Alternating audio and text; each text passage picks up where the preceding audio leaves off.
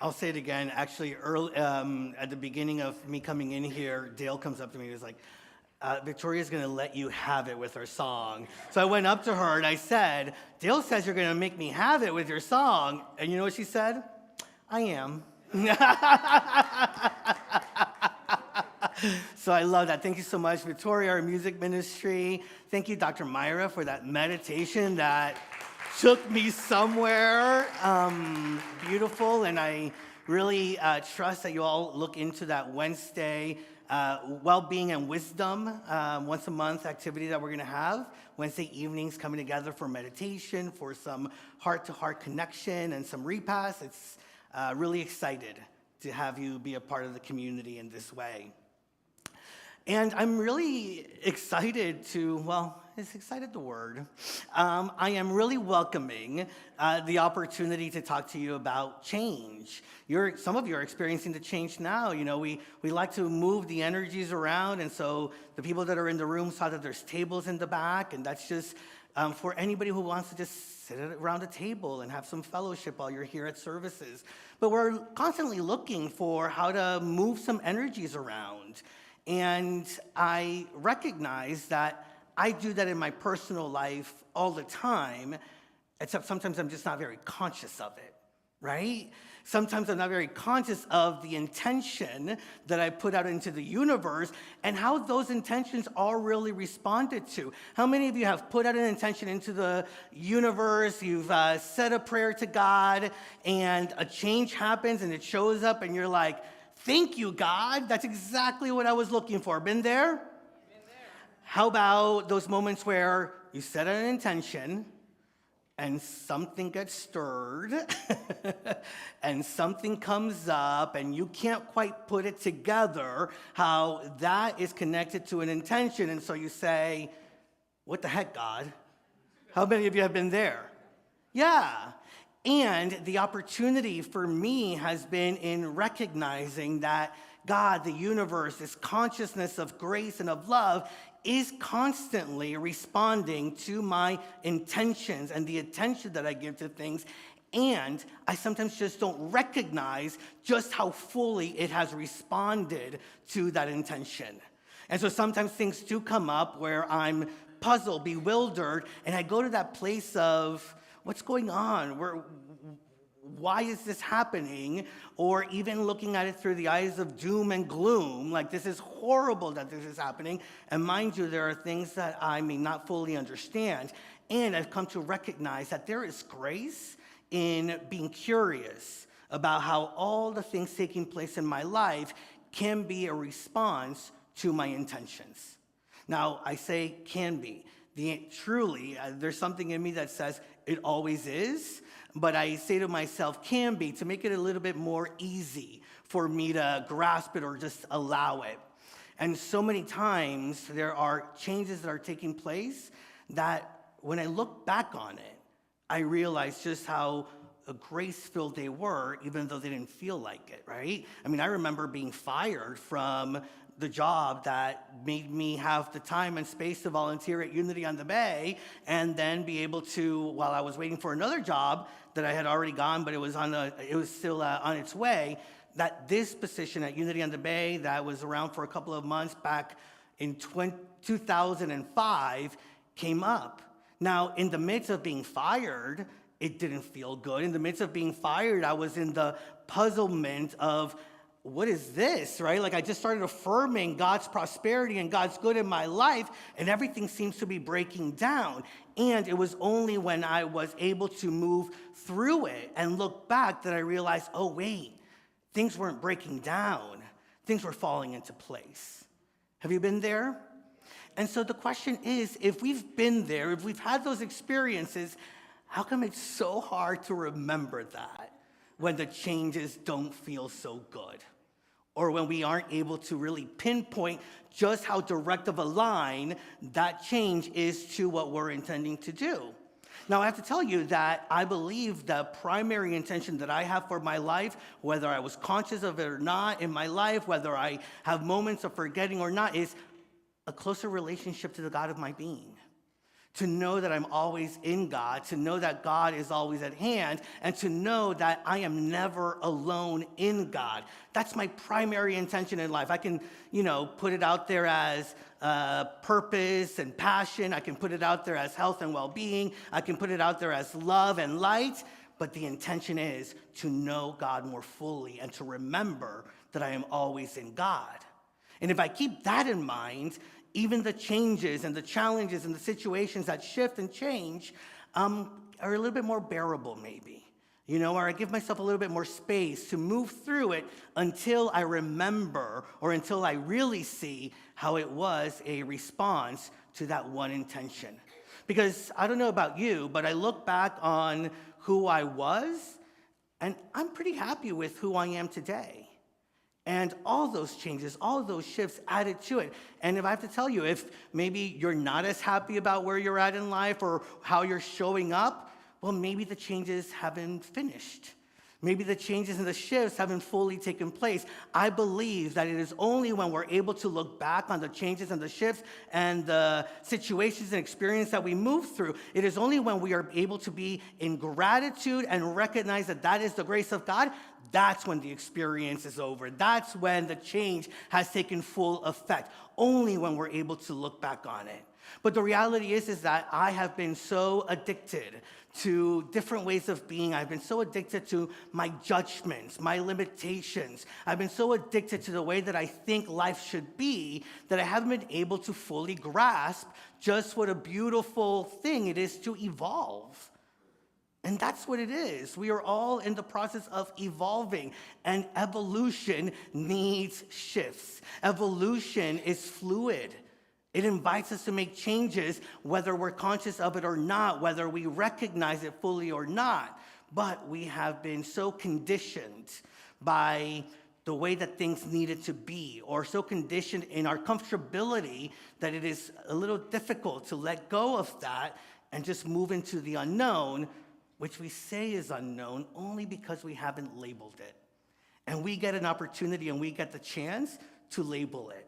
So whatever changes you are going through, whatever challenges you are moving through, whatever puzzlements you are moving through, how about you label it? How about you label it grace? How about you label it God? How about you label it good? And then start asking, how is it good? How is it God? How is it grace? And see how those things come about. Now, you've all been really good with me in the last couple of weeks. You have not begged me for a joke. In fact, some people have asked me for some jokes. And so, just like Victoria, I'm going to give it to you. I used to be so addicted to the hokey pokey, but I turned myself around.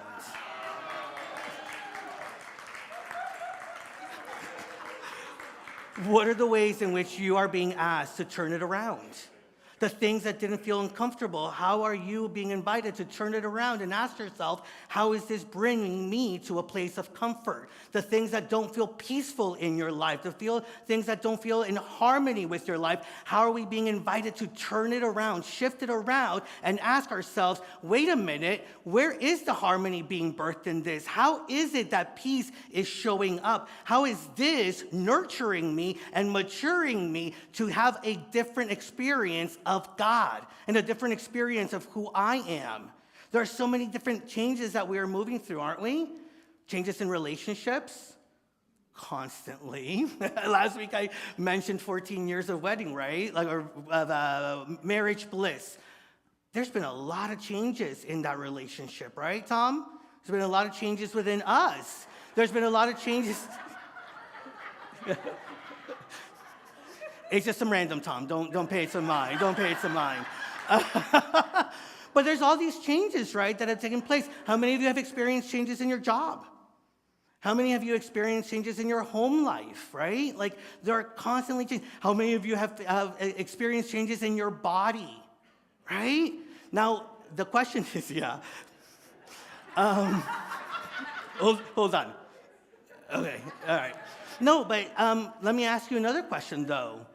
What are some of the changes that you're currently experiencing that don't feel so good, that you can't laugh about right now, right? That cause some grief or some discomfort? And I'm going to invite you to take this moment now to really turn it around. So if there is a change that you're not comfortable with in this moment, I'm going to invite you to bring it to mind. I'm going to invite you to hokey pokey it. It's become a verb now.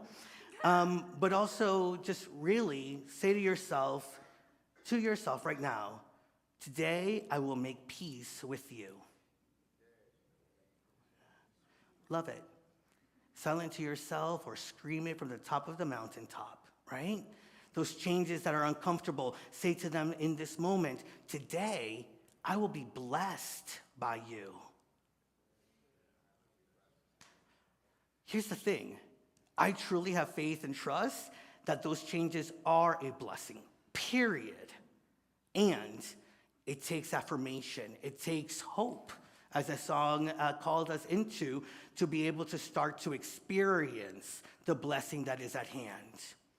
Now, there are things about change that we know, right? Change is constant. It's always happening. It's unavoidable, right? Like we can't escape change.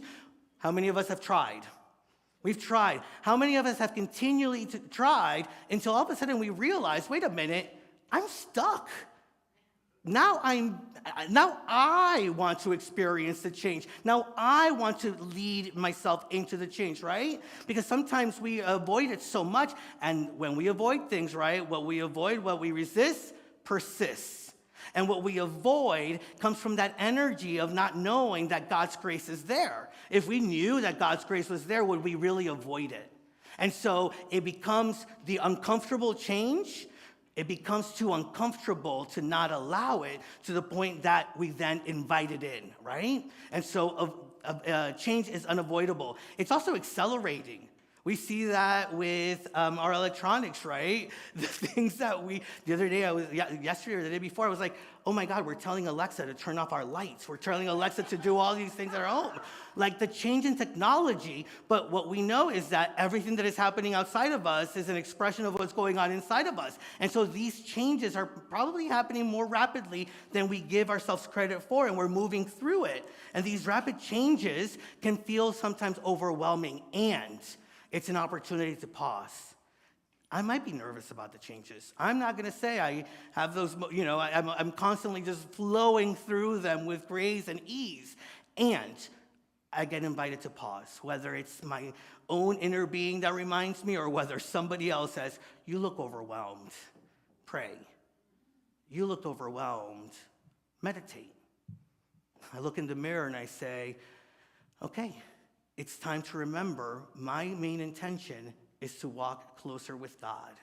And that takes shifts, that takes evolution, that takes growth, and that takes transformation.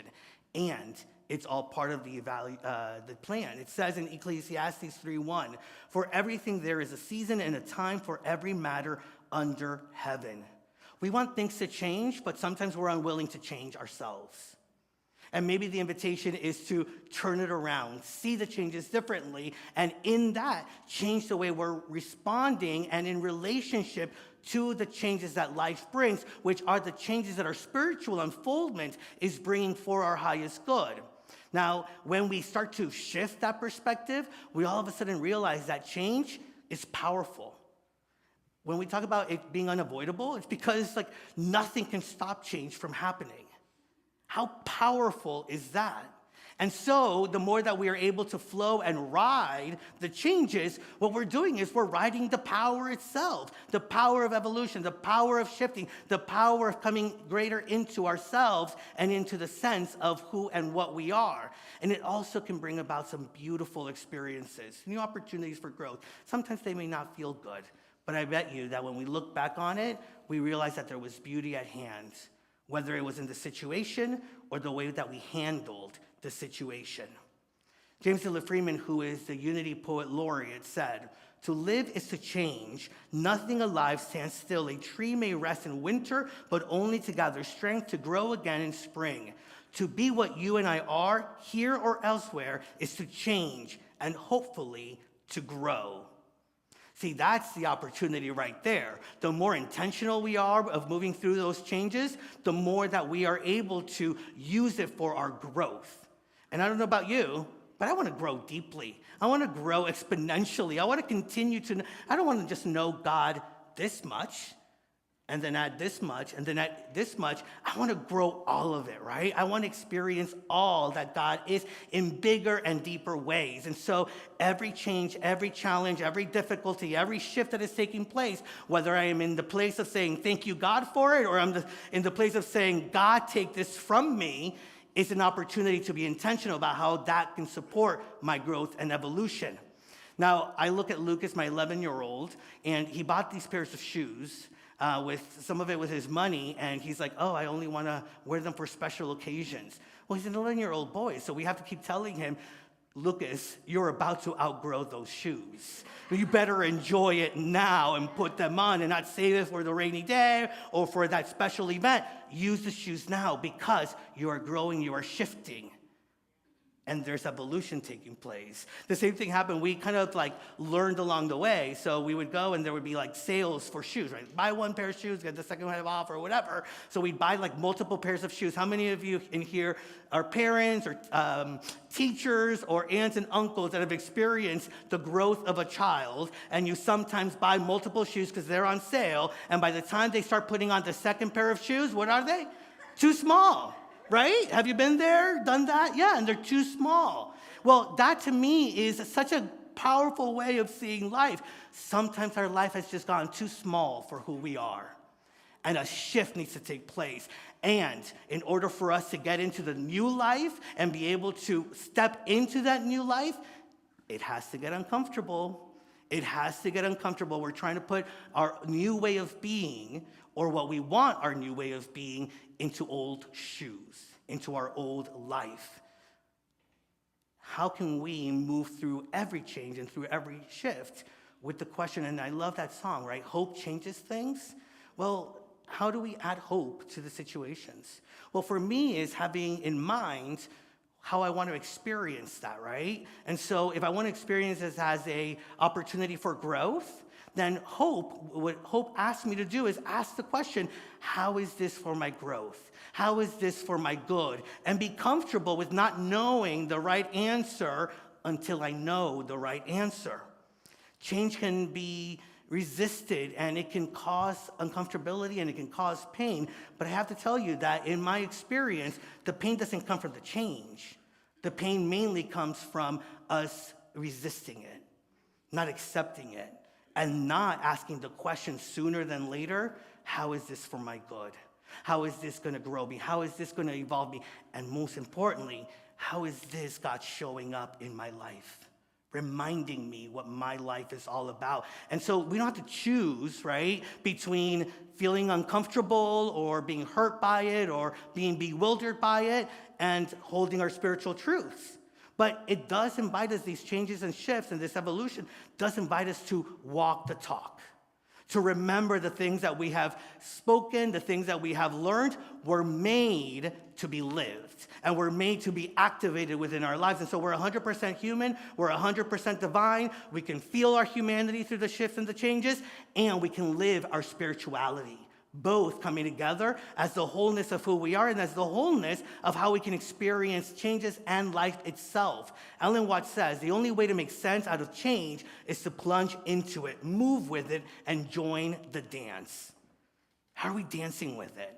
And what does dance even look like with change? For me, it's really about recognizing that there's an opportunity there, right? The moment that I can at least say it out loud or to myself, there's an opportunity in here, I'm already dancing a different dance with life. I changed the radio station, to be able to, maybe I'll do the splits, Faye, right? Or maybe it'll be a slow dance, but it's a different kind of dance with the situation. The second thing is that it invites me to rise above appearances, because life and the expression of it is constantly changing. And our spiritual nature is a constant. Nothing can change that. God, nothing can change God. My awareness of God, the way in which I invite myself to know God, that can shift and that can change. But so the moment that we are moving through these changes, it's another opportunity to say, wow, things change and I can focus myself on what is unchanging. It reminds me, a few months ago, Lucas and I went, we were on a trip, and he invited me, or he asked me, I should say, or he told me, actually, to go with him into a merry-go-round. And already, for those of us who have changed and our bodies changed, how we experience merry-go-rounds are very different than when we were younger, right? So not only did he ask me to go on the merry-go-round, I was going to be a good dad and show up, but then he chose the teacup inside the merry-go-round to go into, and I was like, oh my God, but I did it, right? It's an evolution, it's a journey, I'm gonna enjoy it, I'm gonna live it. And all of a sudden, I don't know where it came from, but I just remembered what I had been told. Fix your eyes on one thing. Fix your eye, have you heard that?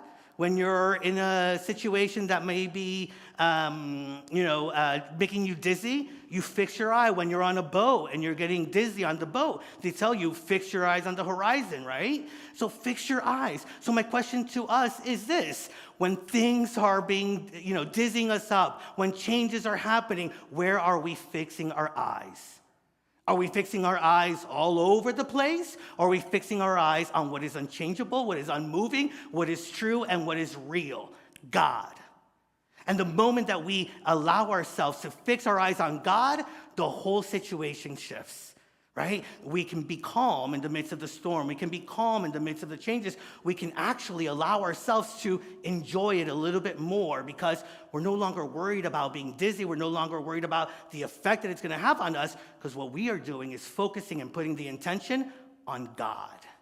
And let me tell you, let me ask you, when you've placed your intention and your attention on God, have you ever been proven wrong? That God's grace is there, that God's love is there, that God's wisdom is there, that God's light is there. And yet we forget sometimes. So what is that constant? How can you bring it more into your life? Martha Smog says, if I want a fuller, freer, happier life, we should stop and ask ourselves what our attitude towards life is. Is it one that stretches us? Is it one that invites us into the awareness of God? Or is it a way of looking at the world in, woe is me, I'm the victim? If that's the ride that you're on, if that's the merry-go-round that you're on, fix your eyes on what is true and what is God. And assume that there is a divine plan working. How many of you have heard us speak it before? Whatever your assumptions are, you will find reasons why you're right. And so if you are looking for how these changes and these difficulties are working against you, guess what? You're going to find reasons to believe that.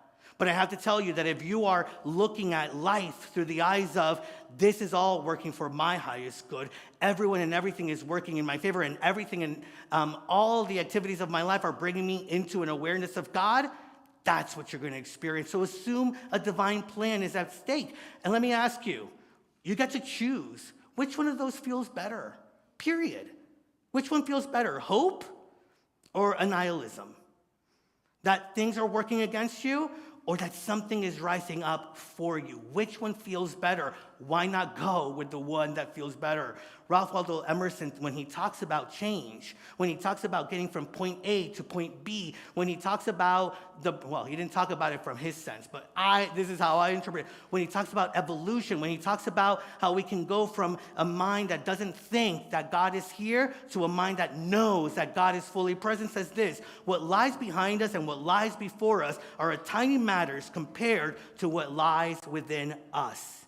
That's where we put our eyes. That's what we fix on. That is the very presence of God. And that's the way we move, not only through changes, through shifts, but we move through life in a way that not only works for us, but brings about more of the heaven and the kingdom of God that is at hand. This is what we were made of. We were meant to evolve. We were meant to shift. We were meant to grow. And all of it points us to God. And so it is. Let us be in that change and let us flow through life. Namaste.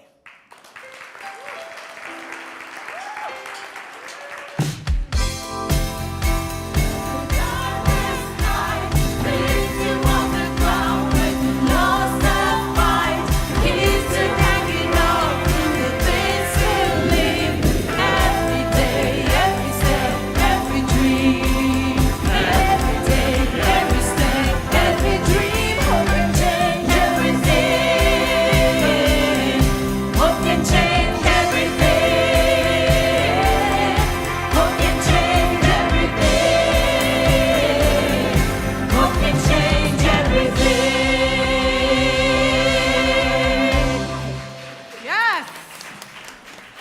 Yes, give it up for Victoria. Amazing. Thank you so much.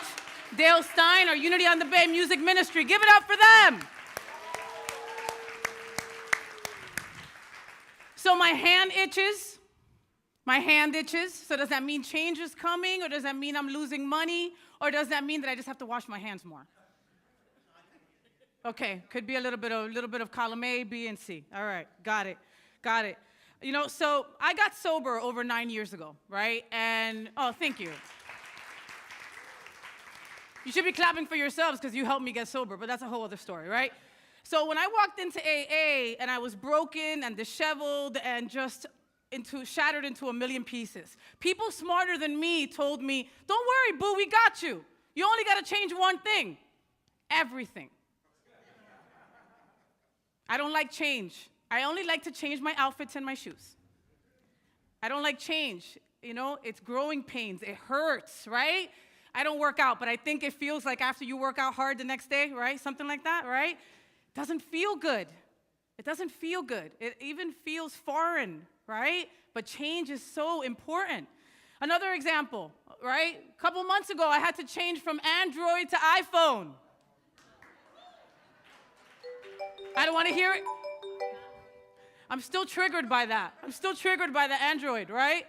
That was painful. Anybody ever do that? Anybody? How painful is that, right? Nothing talks to each other. I was showing up at places at wrong times. My calendar didn't come over. Google did not like Apple.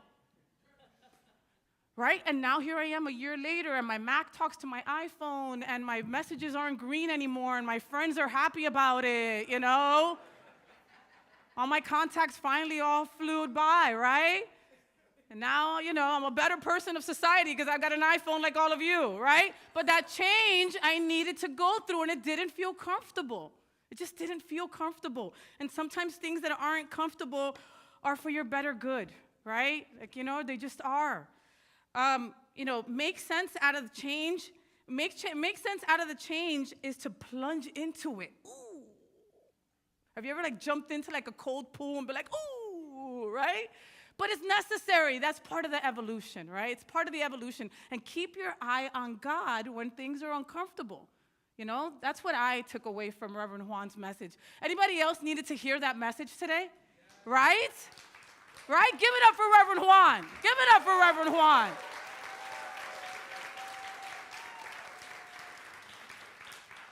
I even like the joke.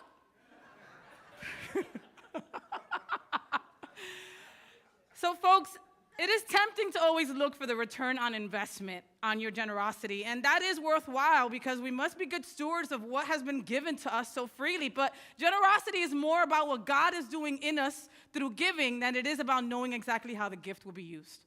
So we are entering that moment right now in our service when we are all challenged once again to believe it is more blessed to give than it is to receive. So we encourage you to go green by texting GIVE, that's G-I-V-E, to 833-245-5645. Folks at home, you know the drill. The information's on your screen. Folks in house, the information's right behind me, okay? But I also have our incredible ushers that are right here. If you need an envelope, raise your hand, and they will hook you up. If you would like to set up that system so you just use it on your phone every time you come in, just grab one of the staff members or myself after service, and we'll help you set that up, okay? And then you come in here, you go click, click, click, and you are done. Okay, but if you need an envelope, please raise your hand. Keep your hand up, and we will get to you. And I'm going to give you a couple of seconds in silence, which is very hard for me, while you prepare your gift with your wonderful gratitude and energy, okay?